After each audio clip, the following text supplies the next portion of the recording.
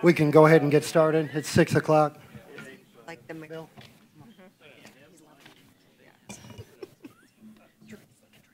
We'll go ahead and call this meeting to order, an open work session for the City Council, February 5th. I'll call the meeting to order, and Eric? Well, good evening, Mr. Mayor Pro Tem and members of council. Tonight's work session is on the subject of medical marijuana, proposed changes to our zoning ordinance regarding medical marijuana. So I will at this point turn the work session over to the Community Development Director, Sarah Copeland. Good evening. We had a work session with you all back in October, I believe it was, and went through the ordinances or the amendments in the ballot question that were before the voters about medical marijuana. And one of those passed, Amendment 2, and we are now looking at what should we do to put in place framework for businesses that might want to locate here in North Kansas City. Kim and Eric and I went to a roundtable at Mark last week before? Somewhere in there, to discuss with other communities some of our questions and concerns and thoughts that people had and ideas. And really, I think everyone attending that roundtable, we still have a lot more questions than we do answers at this point. But given that Amendment 2 does require the state to be accepting applications and issuing licenses in a pretty expeditious manner, we're at the point of feeling like it's better to have some framework in place for some of these businesses now rather than waiting for further guidance from the state and to be in a position where businesses might jump out in front of the regulations we would like them to be abiding by. And I want to kind of issue some ground rules up front that this may not be the be-all and end-all of things we would want to do with regard to medical marijuana, but it's a starting point. And it's a starting point that we feel pretty comfortable with, just establishes a baseline for us to start from. So we are looking at amendments to be made in the zoning ordinance to primarily address where businesses of the 4 types that are allowed by Amendment 2 could locate within North Kansas City, and some basic regulations for how they could operate and get started here in North Kansas City. And I'll just kind of walk through the memo that we presented to you, and I'm happy to answer questions or take further feedback at any point if you'd like to interrupt on these topics. The first main consideration when we're talking about zoning ordinance issues is where would we allow this type of business. And because of the way our ordinance is written right now, we have some specific and some more general categories of uses in the ordinance. Cultivation, infused products manufacturing and testing pretty clearly are uses that would fit into our M1 and M2 zoning districts where we allow industrial uses, manufacturing, processing, wholesaling, storage. That fits in pretty well. The real question then is where would you allow dispensaries?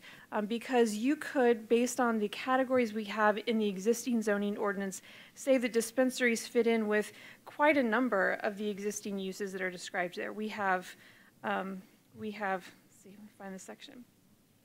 We have pharmacies, we have retailing operations, we have lots of different categories that could potentially include dispensaries.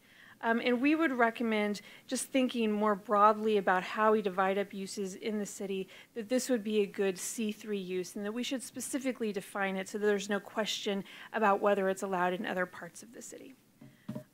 That would be kind of our first base level recommendations, is to include these uses in those 3 zoning districts.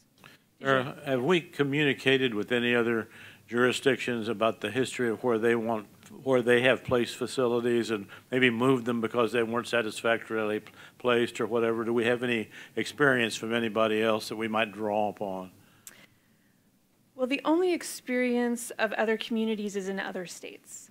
And so the challenge is that no community's zoning ordinance is exactly the same because every community is operating in a different context.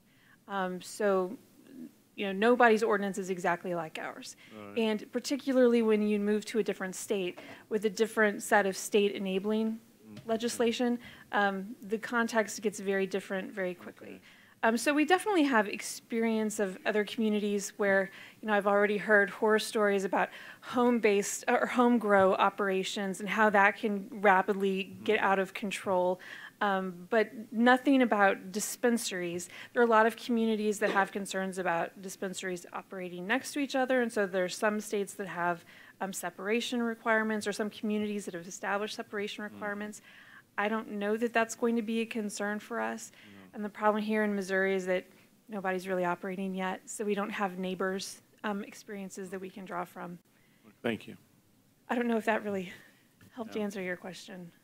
So our first recommendation would be to allow dispensaries in our C3 district, so they would not be allowed downtown, and then to allow the 3 manufacturing oriented categories in our M1 and M2 districts. Do you have a map? Yes. I'm not a plant. You didn't ask me to ask you that. Hold on just a second. Let me open a map here. Actually, this one might be most helpful. So this map shows our zoning ordinance, and then it shows, and that's the next category in this memo is about the buffer requirement. Amendment 3 establishes a base level 1,000-foot buffer requirement from churches, schools, or child care centers, but then says that local governments can modify that buffer. So this is showing those 3 sets of uses, so all the churches, schools, and child care centers in the city with a 300-foot buffer around them, and then our zoning ordinance underneath it. So M1 and M2 here are shown in purple, and then C2 around downtown is red, and C3 is kind of the darker maroonish Okay, color. so that runs along Burlington mostly, Which one? like the dark red, the C3, that C3, dark there's red. some along the kind of the north half of Burlington. Most of the redevelopment area was rezoned to C3. There's some C3 south of downtown, along the north side of Armour Road on the other side of the interstate. So some of our more general commercial areas along Armour and in Burlington are C3. That should give you kind of a sense of the city. Yes, sir. On this, excuse me, on the buffer requirement, it says it's something, let's see what it,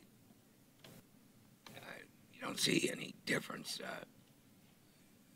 than to allow what we have currently for liquor. That would be staff's recommendation. I would have to disagree with that. I think we have to keep the 1,000-foot buffer intact is all. I mean, we're not talking about liquor. We're talking about marijuana. Not the same.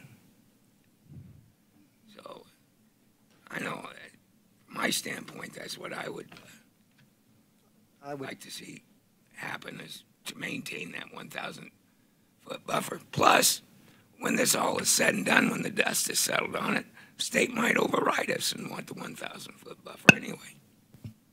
The amendment does say at the moment that 1,000-foot is sort of the default distance, but that localities can use a lower distance if they wish. So I think whatever the city council decides. Yeah, that's what it says now, but it doesn't mean that it's going to say that tomorrow. Well, that's what the amendment says. The amendment indicates it can't, they can't change what the amendment says. I The would, state voted for the lesser restrictive amendment, and so the lesser, Well, the more restrictive. the more restrictive right. amendment. So, I mean, we can do anything from 1,000.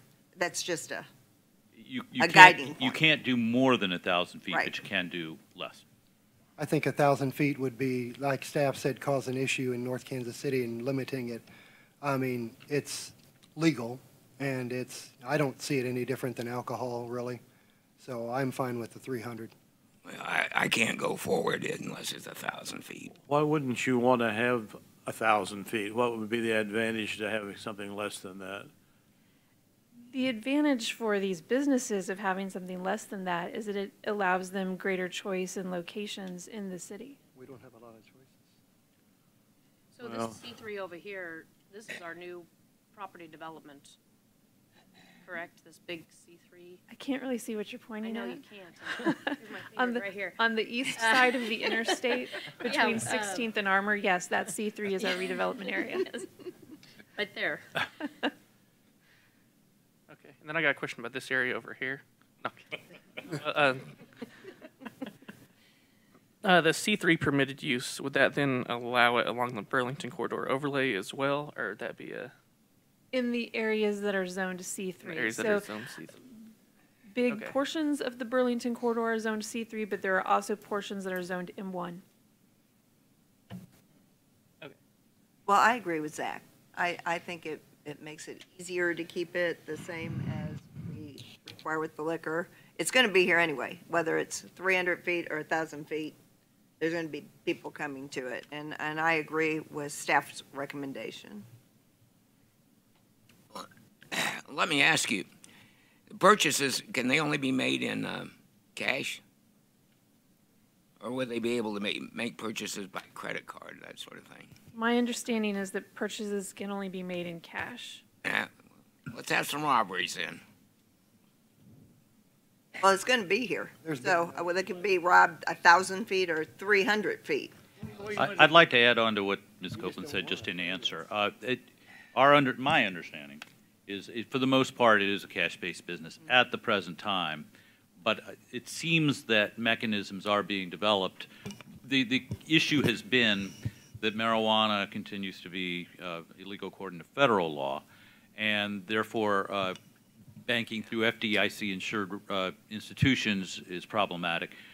But there are apparently in some other states some banks which are not FDIC insured, but which allow for a non-cash transaction. But for the most part, I think that the assumption would be that most transactions would be in cash, for the foreseeable future at medical marijuana establishments. Yes, I agree with your assessment on the, I think if you're not using the Federal Reserve for your transactions, I think that you can use that bank to pay, but I think that just from ease of use, most people are cash buyers. I'd like to hear what the chief has to say on this, if I could, please. To just comment on two or three different pieces of this. First of all, to the 1,000-foot buffer zone.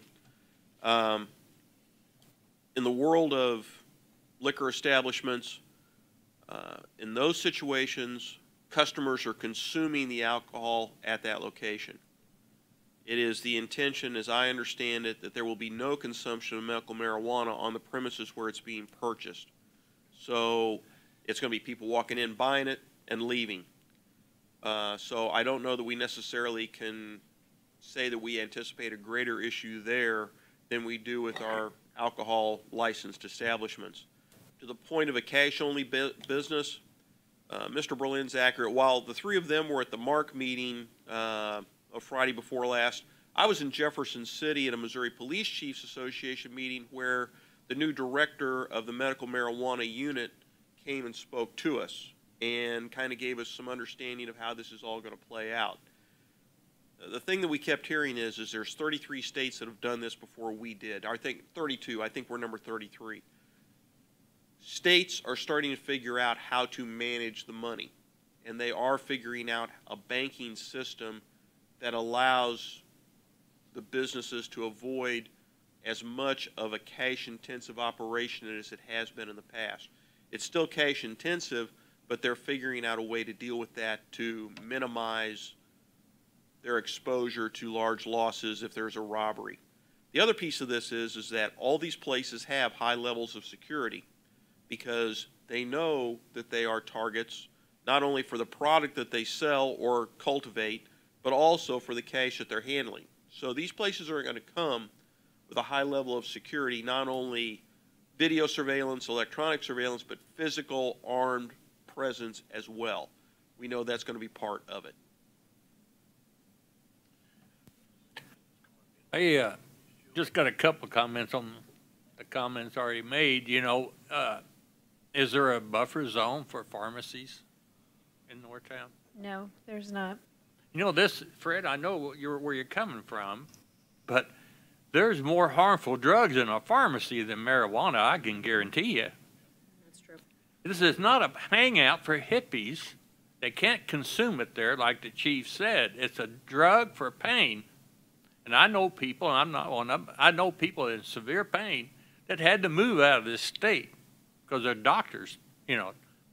And if you're worried about cash, you know, operation bringing robberies in there, if you're going to do away with that, then we got to get rid of all the quick trips and places like that. I mean, they're number one right now, you know, convenience stores in general. So I don't see the argument about robberies. And I think they'll find a way eventually, you know, to do some kind of credit. But, you know, to treat it different than a drugstore, I just don't understand it. And I'm not a drug user myself, even though, you know, it could have helped in Vietnam in my glaucoma. No caveats needed. Yeah. No comment. But I just don't see any reason why it should be treated any worse than CVS. Mayor, did you talk with the other police chiefs when you were in your meeting in Jefferson City about if there are additional crime concerns or robbery concerns in other states or other communities because of the cash nature of the business?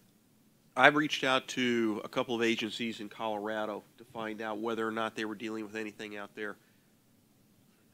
There is a bright line distinction between medical marijuana and recreational marijuana. And medical marijuana is what we're obviously talking about here and what we're trying to prepare for.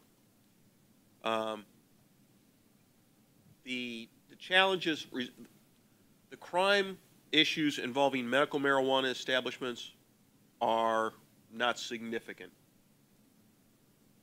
If recreational comes, we're talking about a different situation at that point, and I think we may need to be prepared as a city to differentiate between how we treat medical marijuana versus recreational marijuana from a zoning perspective and a number of other things that may come into play at that point in time if it comes to Missouri. Thank you. I'm comfortable with staff's recommendation. Me too. 300 feet. So here's the map that shows the 300-foot buffer, just for your reference. It's sounding like most of you are comfortable with the 300-foot buffer requirement. In addition to that, we would recommend some other specific use standards for marijuana-related businesses that would go in addition to where we are allowing them to operate. And we listed these out in bulleted, a bulleted list here on pages 2 and 3. One is a prohibition on outdoor operations and storage. We do currently allow in most of our zoning districts businesses to have some outdoor storage. We require it to be screened. We have some other requirements. We would recommend prohibiting that for marijuana-related businesses, that everything must be located within fully enclosed buildings. This is, I think, a security concern for us, as well as we want to make sure that everything related to the building is inside. We would recommend prohibiting on-site use, as the police chief mentioned, that none of it may be consumed or ingested on the premises. We would recommend a limit on their hours of operation. This is something that we have picked up from some communities in Colorado that limit hours of operation so that they're closed between 10 p.m. and 8 a.m. I think this is, again, a security concern, and to make sure that there's, you know, they close at a certain time, and then if people are around you, they're a little bit more suspicious. And then a couple more unusual, maybe, than any other business.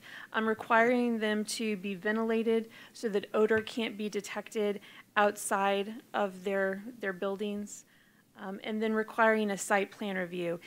Typically, for like an industrial building, If one industrial business closes and a new one opens, but they're not making any changes to the building or the operations of the exterior, we don't require a new site plan.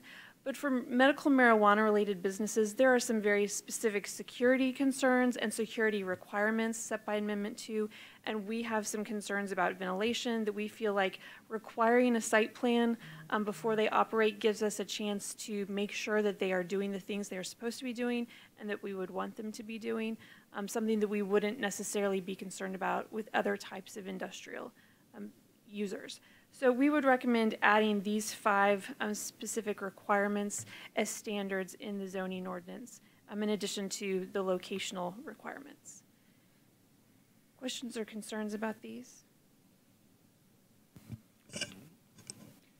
If I may, I'm sorry, go ahead, Mr. Mayor. Well, just one of the big concerns that staff is going to have going forward, we have heard that odor has been an issue with grow operations, not home grow, but cultivation, industrial cultivation, so to speak.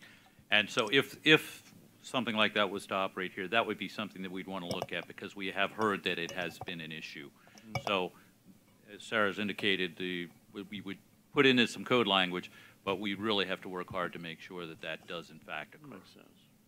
Yeah, that'd be one of my top concerns, I think, from what I've heard is odor, especially surrounding businesses. You know, we don't want to run off other people chasing after it. But, so say they do, this is the initial site plan though, but we turn this into code and then they violate that, if they violate that later and you can't smell it from the outside, what would the penalty be for that? So this is where, in a perfect world, I would love for us to have some local licensing like we do with liquor, because that makes enforcement a little easier. If they violate, standards, you can, not renew the license.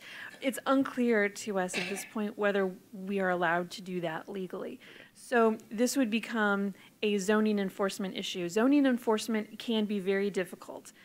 Because the enforcement process goes through the municipal court.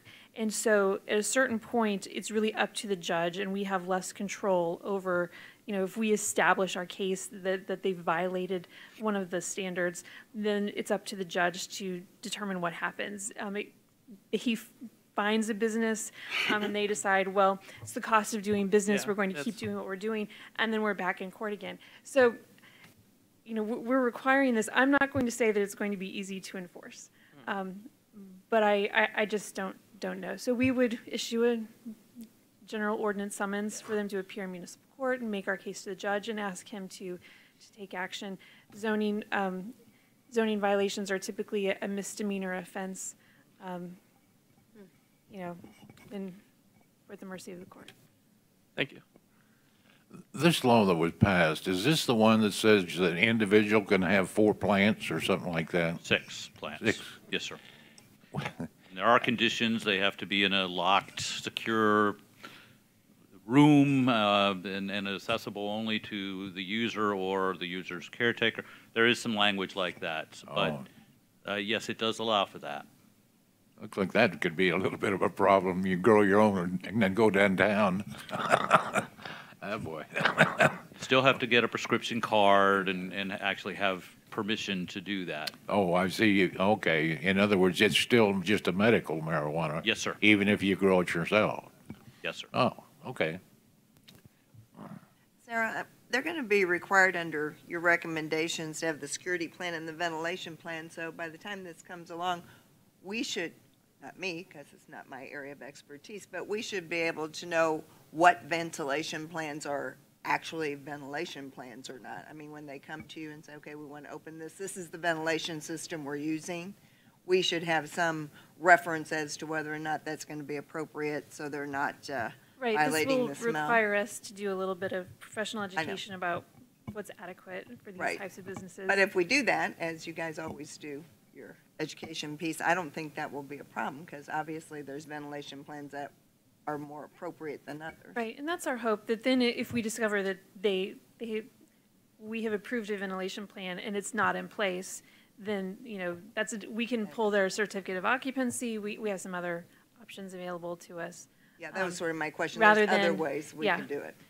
But if it's just, it can still be challenging. Right.